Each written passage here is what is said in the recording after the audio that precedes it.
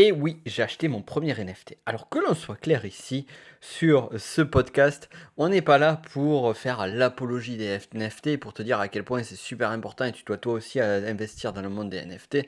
Non, je souhaite te faire ce podcast déjà pour te parler un petit peu de mon expérience, de comment ça s'est passé. On va voir pourquoi justement, eh bien j'ai décidé d'acquérir un premier, de vivre cette expérience, parce que c'est plus une expérience qu'autre chose. Et quand je parle d'expérience, je parle d'expérience d'investisseur, mais en allant plus que ça.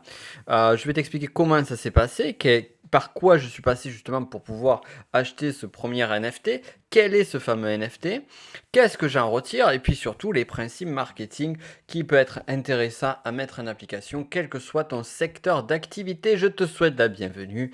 Je m'appelle Nico Pen. Nous sommes sur le podcast Business de la connaissance où l'on va apprendre à transformer tes connaissances en or tel un alchimiste.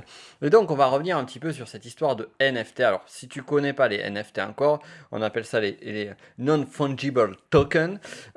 Il s'agit donc d'une spécificité parmi le grand univers des crypto-monnaies et de la blockchain. Donc les NFT permettent de multiples choses. Donc ce qui est intéressant, c'est que, alors, je vais pas t'expliquer en détail, je t'inviterai à faire tes recherches, mais rapidement, le Bitcoin, si on prend le Bitcoin, qui est ce qu'on connaît le plus, Bitcoin, Dogecoin ou d'autres crypto-actifs, sont généralement des actifs qui sont du style, voilà, on a une monnaie et on va payer un bien ou un service à cette monnaie. Le NFT est très différent parce que, en fait, chaque pièce, on va dire, chaque jeton, on va plutôt parler jeton, est unique. Et du coup, ça va permettre en fait de pouvoir faire des échanges au travers de la blockchain, de toute l'intelligence de la blockchain, sur d'autres objets, d'autres utilités que qu'une monnaie. Comme par exemple, avec un NFT, on pourrait associer un NFT à un bien immobilier et finalement pouvoir faire des transactions grâce à la blockchain, ce qui pourrait à terme nous affranchir de notaires. Donc ça, c'est une des applications parmi tant d'autres. Les NFT aussi permettent de tracer une marchandise, par exemple, pour aller d'un point A ou d'un point B. Mais nous, ce qui va nous intéresser, c'est plutôt une catégorie de NFT qui est finalement la plus connue. C'est deux catégories qui sont la première, celle de l'art, et la seconde des collectibles. Alors la catégorie de l'art, quelle est-elle?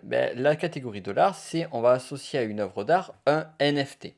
Et donc, admettons par exemple, j'ai un magnifique tableau que j'ai réussi à m'acquérir, et donc celui-ci est relié à un NFT. Le NFT, c'est une ligne, on va dire, de code pour faire simple et très vague, enfin, on va dire du moins très vulgarisé plutôt. C'est une ligne de code que tu vas trouver sur la blockchain qui va dire, ben voilà, cette œuvre d'art est attribuée à sa propriété à telle personne. Seulement, voilà, ce qui est intéressant, c'est que parmi les œuvres d'art, il existe aussi maintenant les œuvres d'art numériques.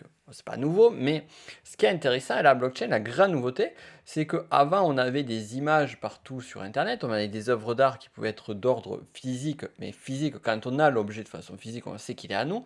Par contre, quand cet objet est de façon numérique, à qui appartient-il?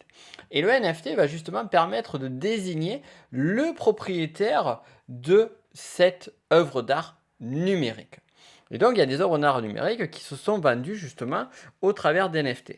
On peut prendre par exemple l'œuvre d'art qui a été réalisée par Mike, alias Beeple Winkleman, qui se nomme Everyday the First 5000 Days, qui est une œuvre d'art qui a été vendue pour la modique somme de 69 346 250 dollars, rien de moins que ça. Et cette œuvre, en fait, représente une collection d'images qu'il a réalisées jour après jour sur 5000 jours d'affilée. Donc ça, c'est une des œuvres d'art qui sont présentes et qui ont des œuvres d'art numériques et donc qui permettent de définir un tel possède cette œuvre d'art numérique, bien que bien évidemment, c'est une image sur Internet, tout le monde peut finalement y avoir accès. Mais seulement on sait qui est le propriétaire et le propriétaire fait ce qu'il veut de cette œuvre d'art. Et on va voir aussi d'autres choses un petit peu derrière et justement sur mon expérience. Ensuite, on va aller sur, tiens, on va continuer. On va continuer sur cette catégorisation qui date de finalement d'il n'y a pas si longtemps, d'il y a quelques mois en arrière, donc de octobre 2021. Et on va retrouver en seconde position, parmi les œuvres d'art les plus chères au monde, on va retrouver ce qu'on appelle un CryptoPunk, le CryptoPunk numéro 7523, qui a été vendu à 11 millions, 11,8 millions de dollars. Et en troisième, on va retrouver le CryptoPunk numéro 7804 qui a été vendu à 7,56 millions de dollars. Puis ensuite, en quatrième position, attention, le CryptoPunk numéro 3100 qui est magnifique, qui est un CryptoPunk bleu, de couleur bleue avec un joli bandeau sur la tête, un bandeau de couleur bleu et blanc. Image magnifique, si vous l'aviez sous les yeux comme moi, vous tapez sur internet CryptoPunk 3500, mais quelle œuvre d'art. En fait, pas du tout, c'est très moche. Et elle vaut 7,51 millions de dollars. Et pourquoi les CryptoPunk valent, ces fameuses œuvres qui s'appellent CryptoPunk valent aussi cher? Pourquoi parmi les œuvres les plus chères au monde, on a retrouvé à la 7e position, un autre à la 9e position? Donc c'est-à-dire que là, sur les 10 œuvres d'art qui sont les plus chers au monde, eh bien, nous avons pas moins de 5 CryptoPunk. Alors, qu'est-ce qu'un CryptoPunk? Eh bien, c'est un collectible. Donc, c'est un type d'œuvre numérique. Donc là, ici, ce sont des images pixelisées. Mais seulement, ça a été les premières qui ont vraiment eu le mouvement de hype sur celle-ci. Et ce qui est intéressant dans le cas des CryptoPunk, c'est qu'on a 10 000 œuvres uniques qui sont possédées par 3,4 000 personnes. Et en fait, ça a été créé donc milieu 2017 par un artiste. Alors là, tu vas me voir venir, donc un artiste, j'allais te dire un grand artiste. Non, en fait, il s'agit de deux designers du nom de John Wilkinson et Matt Hall, qui sont plus des développeurs qu'autre chose, et qui ont fait cette expérimentation. Et donc, c'est intéressant parce que les CryptoPunk a amené un petit peu en avant ce mouvement du cyberpunk, de la musique électronique. Et donc, certains ont été acquis par les artistes Daft Punk, ce qui a notamment aidé à cette forte hype.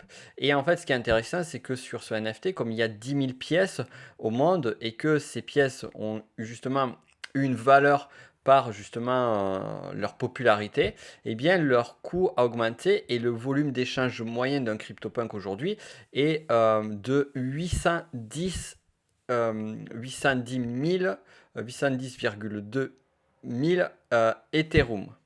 Donc je te laisse faire la conversion. Après, je te parlerai plus de mon expérience perso pour te dire un petit peu sur ce qu'il a été par rapport au cours lorsque j'ai fait mon acquisition. Mais là, du coup, comme les cours varient beaucoup de l'Ether, je te laisse voir cela plus en détail. Les CryptoPunks donc sont des collectibles, donc des images à collectionner.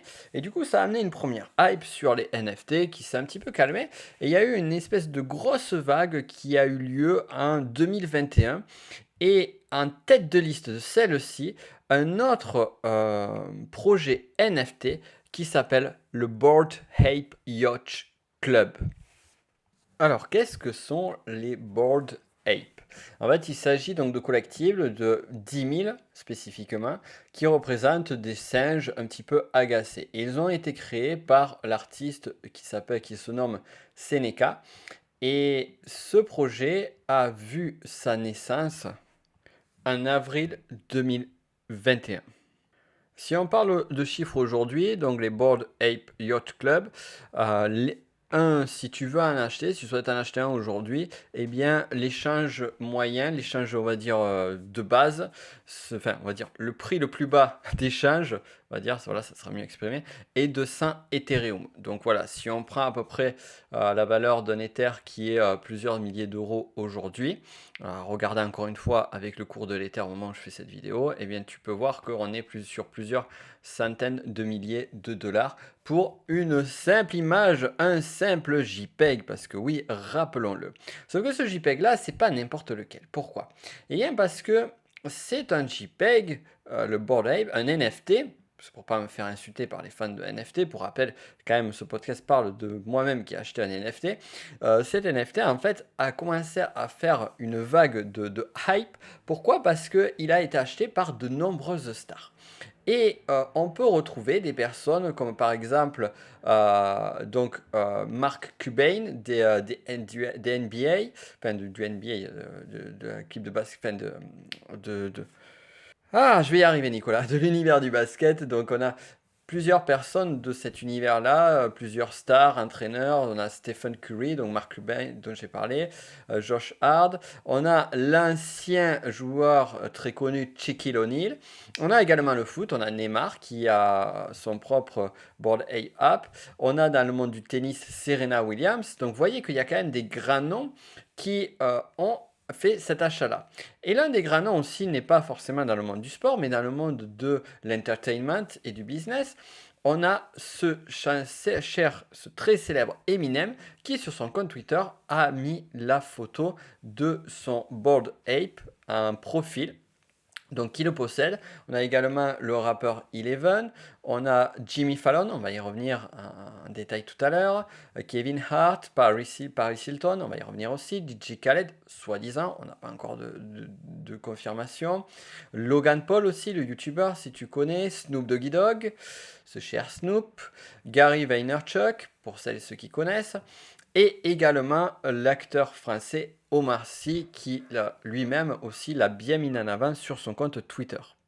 Alors le projet Bored Ape va un petit peu plus loin puisque après cela il y a une autre collection qui a été créée qui s'appelle les Mutant Ape, Mutant Ape Yacht Club qui sont pour ma part je trouve assez affreux.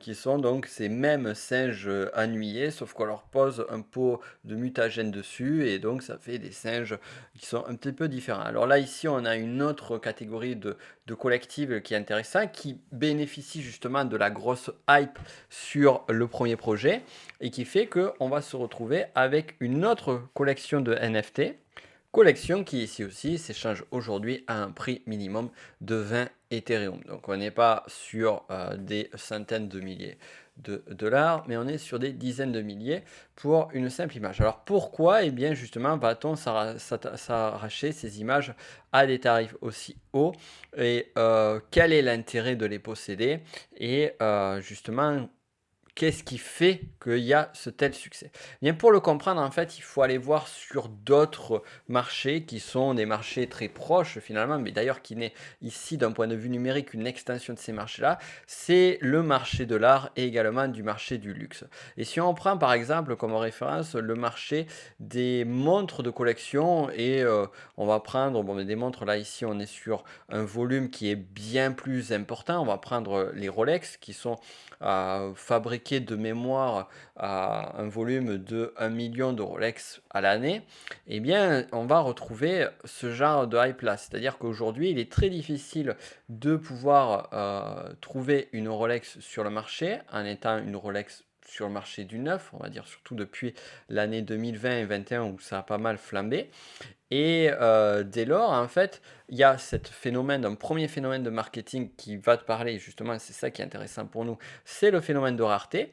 Et un second phénomène aussi, qui est le phénomène de la démonstration de richesse. Et même plus que ça, on va aller plus loin sur l'appartenance à un club d'élite. Là, ça va être plus auto sur le cas des NFT. Je vais y revenir juste après. Mais ici, en fait, ce qui est intéressant, c'est que donc on a un objet qui est un objet d'un certain montant, d'une certaine valeur, qui en même temps est rare. Donc tout ce qui est rare, donc on est toujours dans ce mécanisme fondamental en termes de vente et en termes d'entrepreneuriat qu'on doit vraiment, que tout le monde connaît, mais que l'on doit vraiment avoir en considération, quelles que soient les choses, qui est de l'offre et de la demande. Moins s'il y a d'offres et plus il y a de demandes, eh bien tu sais ce qui se passe. Et donc ici on est vraiment là-dessus. Et donc on ne parle pas ici de Rolex qui sont à 1 million d'exemplaires, non, on parle ici de simples JPEG, certes, mais des JPEG qui sont détenus par des stars, par des personnes influentes, par des personnes qui touchent des millions, pour ne pas dire des milliards de personnes, et également, donc du coup, on a ce phénomène de hype, on a aussi ce phénomène de vouloir être proche de ces stars-là, de vouloir appartenir, et c'est là que ça devient intéressant, d'appartenir à un club privé. Et si moi aussi, je pouvais appartenir au club privé des possesseur des Bored Ape App, comme le fait appartenir à ce club privé auquel appartient Serena Williams, Eminem, Jimmy Fallon, Omar Sy et toutes ces grandes stars. Et c'est là que ça devient intéressant. Et c'est là que les prix flambent. Et en fait, là où ça m'a donné le lab, ça faisait un moment que je regardais un petit peu ça de façon assez extérieure. Alors, petit correctif, effectivement, j'ai dit sur ce podcast, et c'est vrai, j'ai acheté c'est mon premier, l'expérience de mon premier NFT, mais c'est pas le tout premier NFT que je sais, c'est le premier NFT de type collectible ou de type art, puisque j'avais acheté il y a l'année dernière, me semble-t-il, un nom de domaine, un point crypto, qui typiquement, on va dire, d'un point de vue spécifique, terminologiquement, est un NFT. Mais c'est pas du tout le même sujet, c'est pas du tout la même orientation que la connaissance collective de ce qu'est un NFT. Donc, moi, ce qui m'a été le déclencheur, c'est que je regardais un petit peu, je vois de plus en plus d'entrepreneurs qui parlent de NFT, donc ça c'est intéressant. Mais du coup, à force d'entendre toujours plusieurs fois parler d'un sujet, eh bien ça cultive l'attention, la curiosité.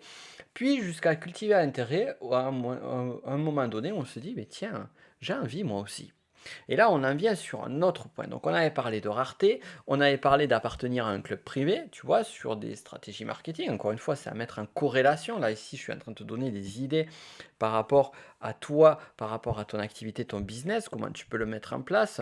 Il y a cette forme d'élitisme aussi qui est présente, c'est tout le monde ne peut pas y avoir accès. Pourquoi est-ce que, par exemple, lorsque tu fais des promos sur un produit ou lorsque tu ouvres les portes d'un produit, eh bien, il y a une limitation, que ce soit en termes de durée ou en termes de quantité de produits? C'est justement pour donner ces phénomènes de rareté. Et attention, tout le monde ne va pas pouvoir y avoir accès. Et donc, du coup, ça valorise le produit et ça crée également un phénomène d'urgence qui est un des leviers, on va dire, si tu lis le grand livre Influence et manipulation de Robert Cialdini, qui est un livre phare que tout marketeur a probablement lu ou connaît, ou du moins connaît les principes.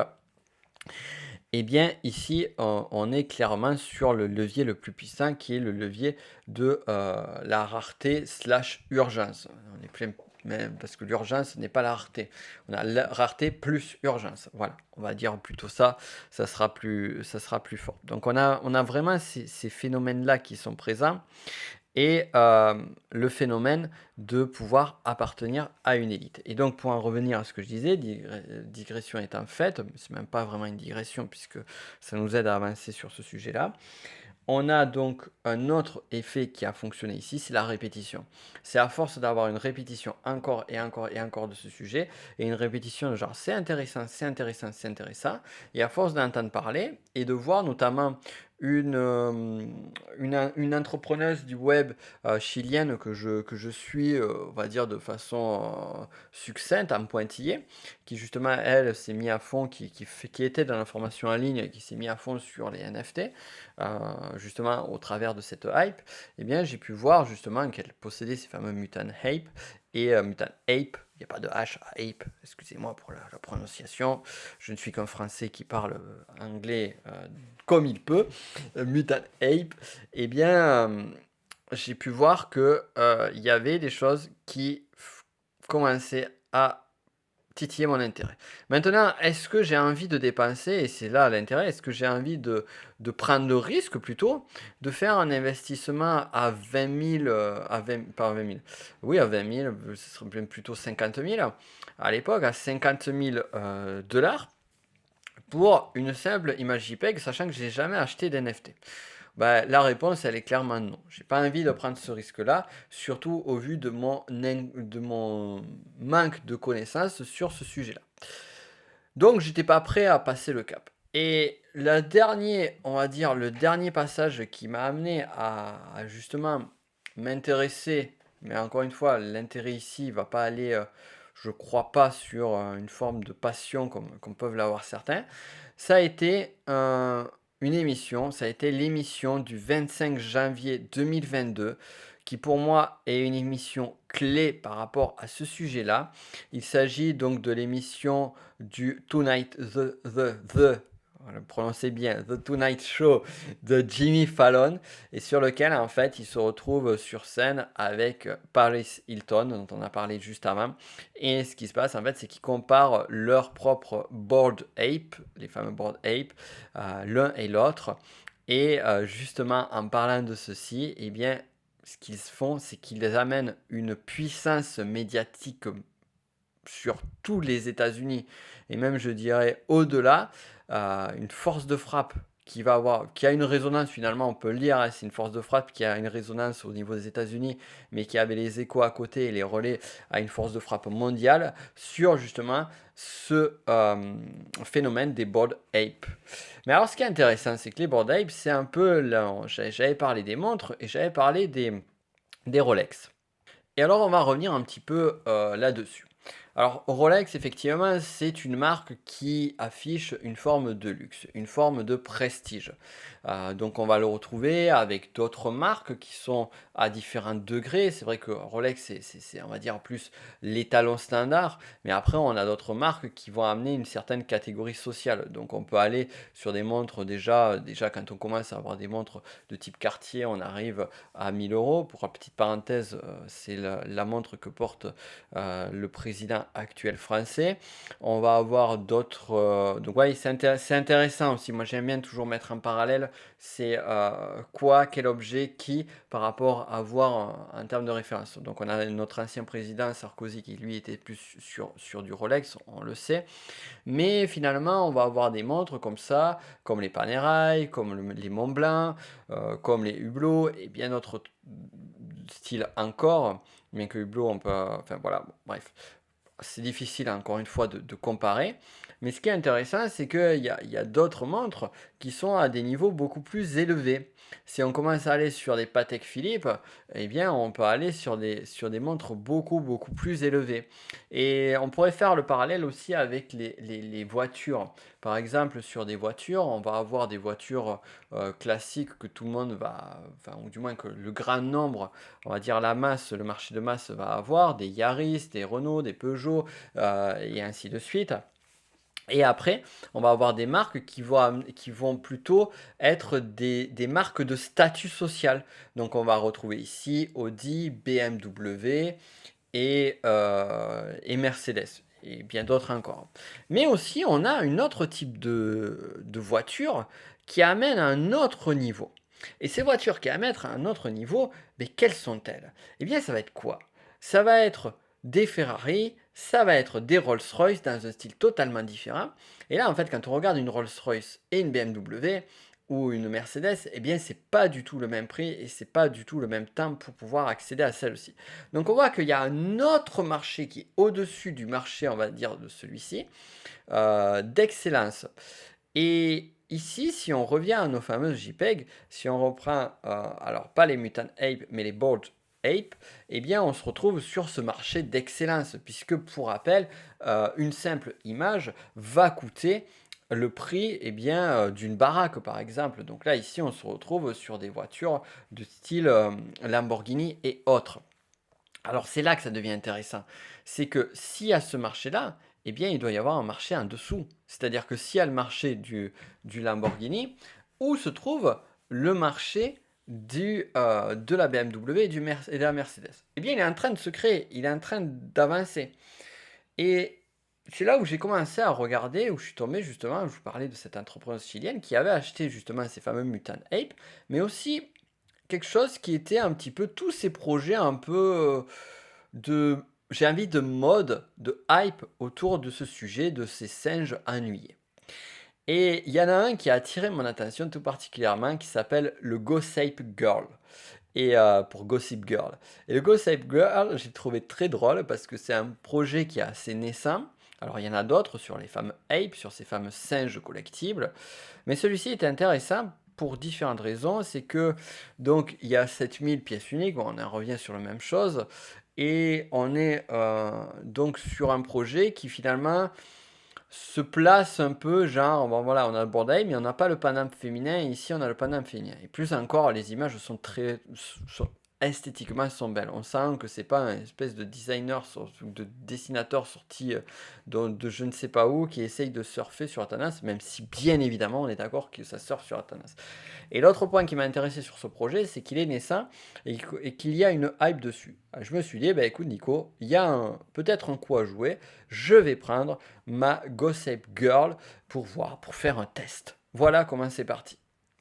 Donc, et ce test, je l'ai fait au lendemain, j'ai commencé à le faire au lendemain de cette fameuse émission de Paris Hilton et de Jimmy Fallon. Pourquoi? Parce que forcément, avec cet impact médiatique, c'est là où tout le monde, et moi y compris, va commencer à s'intéresser à tout ce marché-là, et c'est là ici que la hype.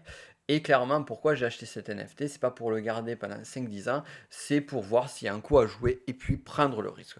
Comme on dit, quand on prend des risques d'un point de vue financier ou d'un point d'investissement, c'est des risques qui sont toujours calculés et il faut être prêt à perdre, il faut voir ce qu'on est prêt à perdre. Donc là, ici, j'ai regardé un petit peu. Donc là, on n'est pas encore, les 7000 items ne sont pas encore achetés, donc il y a encore des coups à prendre. Et ma jolie ape que j'ai pris, qui est la numéro 718, tu pourras le retrouver. Je mettrai le lien en dessous, comme ça tu verras comment il joue. J'ai choisi en fait pour te parler, pour te raconter un petit peu plus en détail, puisqu'on est entre nous. J'ai regardé un petit peu toutes celles qui étaient disponibles. Puis j'ai pas pris la moins chère. Je me suis dit, j'aimerais en prendre une qui est sympathique, qui est un peu au-dessus. Tu vois, et puis je me suis dit, avec l'énéagramme, j'ai regardé, j'en ai pris une qui est un streetwear, qui est un peu un style 4 en énéagramme, tu vois. Euh, donc, j'ai pris un type 4 énéagramme, ma Ghost Ape Girl, que j'ai nommée Francesca. Je trouve que ça lui va bien. Elle avait une tête, elle s'appelait Francesca. Euh, et blague mise à part, donc j'ai fait cet achat-là. Je l'ai payé pour te donner tout un détail 0,19 Ether précisément. Donc voilà, donc on n'est pas sur des quantités comparativement à des collectives et à tout ce que j'ai dit en amont, on n'est pas sur, on est sur des tarifs qui sont quand même assez accessibles, entre guillemets, mais ça dépend toujours de chacun. Et je l'ai payé à peu près un peu moins de 500 $, je crois, au moment où je l'ai fait, on va dire 500 $ avec les frais de réseau. Et alors c'est ça qui est intéressant, c'est comment ça s'est passé. Donc là, je t'ai mis tout le process qui a amené quelqu'un à faire un achat. Un achat finalement 500 $, j'aurais pu les mettre sur plein d'autres choses. J'aurais pu m'acheter, je sais pas, il y a plein de choses dans la vie qu'on peut s'acheter avec 500 $ qui peuvent être sympas, qui peuvent donner un plaisir. Bon après, on peut mettre en considération que je l'ai vu sous forme d'investissement. Mais un investissement à haut risque, moi j'ai envie de dire, là, dans ce cas-là. Donc, ouais, mais quand même. Et ce que je voulais te dire aussi, ce qui était intéressant, c'est le process. C'est-à-dire que tout ce dont je t'ai donné, que ce soit dont tu as parlé, c'est les fameux CryptoPunk, les Mutant Ape, les Bored Ape et maintenant les Ghost Ape Girl, et bien d'autres projets d'NFT, que ce soit des œuvres d'art ou des collectibles, on va les retrouver sur la plateforme qui s'appelle OpenSea. Sea comme la mer. Et sur cette plateforme-là, donc, ce qu'il faut, c'est pouvoir acheter un Ethereum. Alors, j'ai pas mal de crypto-monnaies. J'adore l'univers crypto-monnaie, j'ai pas mal d'investissements, mais des Ethers qui soient accessibles, je n'en avais pas sur le coup. Donc, qu'est-ce qu'il a fallu que je fasse? Il a fallu que je fasse tout un bordel, excuse-moi l'expression. Il a fallu que je convertisse une crypto-monnaie, alors je sais plus, je crois que c'était des atomes, on s'en fout, pour toi, c'est pas très important. Des atomes en Ethereum, après les amener sur le wallet en question qui était un wallet sécurisé, donc une clé Ledger que j'avais acheté il y a 6 mois en arrière et que j'avais toujours pas utilisé, donc du coup il a fallu que je configure ma clé Ledger. En plus, et ce qui se passait pendant que j'étais en train de faire cela, ça a pris du temps, ça a pris quelques heures, eh bien il continuait à y avoir des ventes qui se faisaient sur ces fameux Ghost Ape. Et ça c'est intéressant. Parce que je voyais qu'il y avait un intérêt. Et toutes les heures, il y avait, enfin toutes les 5-10 minutes plutôt, il y avait au moins un achat qui se faisait sur le site. Un de plus, un de plus, un de plus, un de plus. Et c'est intéressant parce que finalement, c'est un peu comme, et on en vient à ces approches marketing, c'est un peu comme ces compteurs qui descendent encore et encore et encore. Et toi, tu as envie du truc, mais tu peux pas encore te l'acheter, et en même temps, tu hésites un peu. Et en fait, cette urgence-là joue sur toi. Et c'est là où on bascule du côté rationnel au côté émotionnel. Et donc, je voyais cette échéance qui arrivait. Je voyais certains prix aussi qui commençaient à monter un petit peu.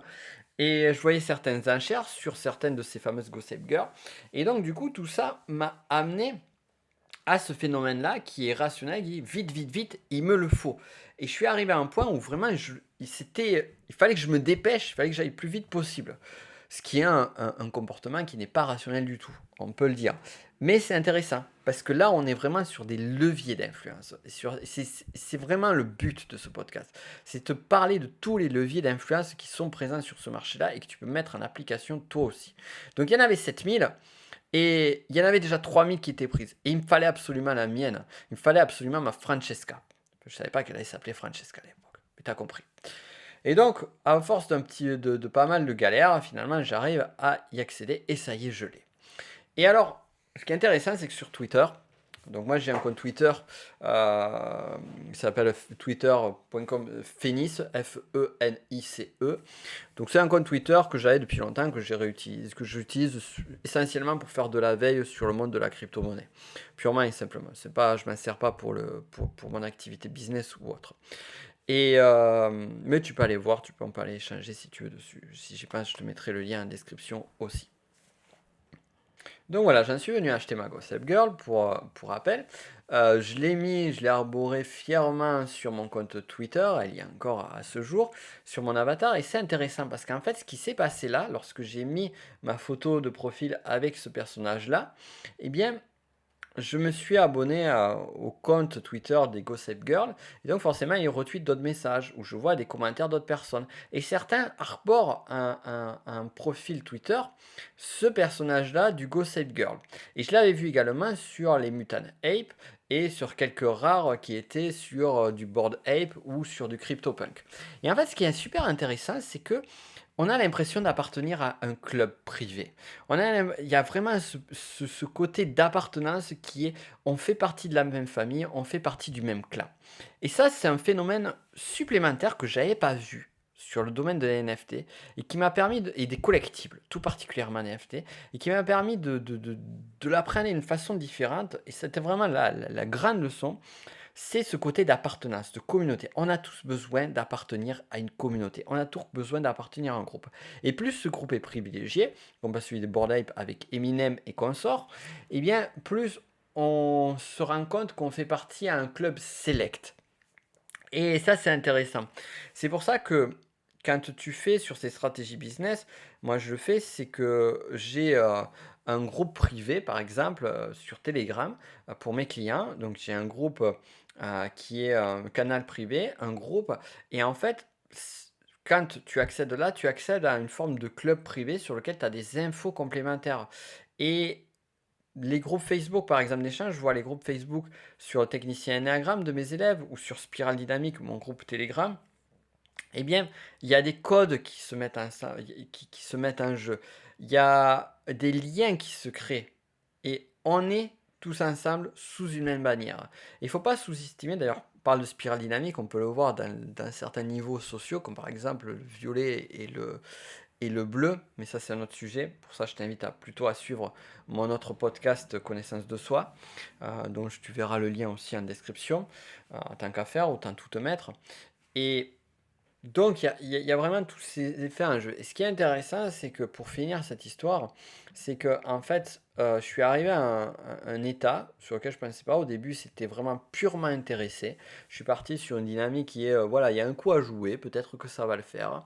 Et à un moment donné, je suis arrivé à me dire, le jour même, une fois qu'après beaucoup de difficultés finalement, parce que ça m'a pris difficulté pour l'avoir, ben finalement, ces difficultés ont amené que ça a valorisé encore plus. Donc, plus il y a d'efforts, plus il y a de travail, c'est le fameux phénomène d'engagement et cohérence, et bien plus tu valorises l'objet en question. Et je me disais, presque, j'aimerais bien que ça augmente et de ne pas le vendre, le garder pour moi, genre un peu comme un souvenir. Et c'est intéressant parce que finalement, tout est lié à une dynamique d'affect. Parce qu'au final, la grande question, c'est qu'est-ce qui va faire, et c'est ça qui est super intéressant d'un point de vue stratégie marketing sur toute cette histoire. Qu'est-ce qui va faire que quelqu'un va acheter une putain d'image JPEG sur Internet? Qu'est-ce qui va faire que quelqu'un va acheter une putain d'image JPEG à, je sais pas, 300 000 dollars, 1 million, voire plus, comme on a vu sur les top CryptoPunk?